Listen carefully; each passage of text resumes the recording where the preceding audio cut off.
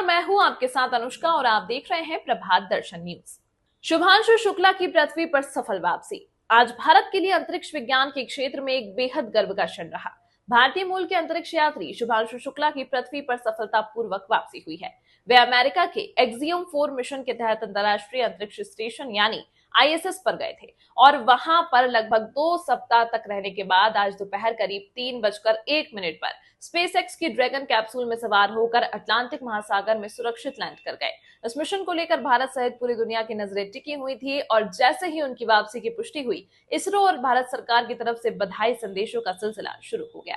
शुभांशु शुक्ला ने इस मिशन के दौरान अंतरिक्ष में कई महत्वपूर्ण वैज्ञानिक प्रयोग किए, जिनमें मानव शरीर पर सूक्ष्म गुरुत्वाकर्षण के प्रभाव से जुड़ी स्टडीज, जैविक कोशिकाओं के व्यवहार और पृथ्वी की जलवायु से जुड़े डेटा एकत्रित करना शामिल था। इन प्रयोगों का उद्देश्य था धरती पर बेहतर जीवन प्रणाली को समझना और भविष्य में अंतरिक्ष यात्रा के लिए मानव शरीर को अनुकूल बनाना। बताया जा रहा है कि इन प्रयोगों में भारत के कई विश्वविद्यालयों और वैज्ञानिक संस्थानों ने भी परोक्ष रूप से सहयोग किया था। अंतरिक्ष में बिताया गया हर एक क्षण उनके और भारत के लिए बेहद मूल्यवान रहा।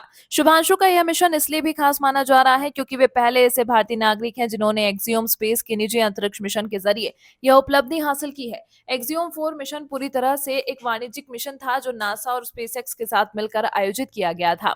इस मिशन में कुल 4 यात्री शामिल थे, जिनमें शुभांशु इकलौते भारतीय थे। पृथ्वी पर वापसी की प्रक्रिया बेहद जटिल और संवेदनशील होती है।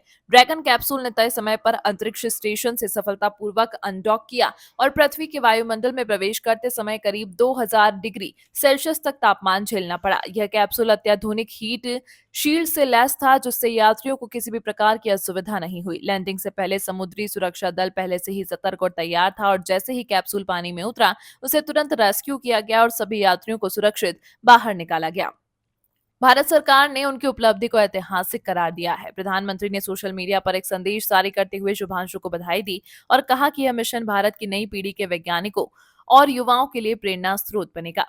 इसी तरह की तमाम महत्वपूर्ण खबरों को देखने के लिए बने रहिए हमारे चैनल प्रभात दर्शन के साथ।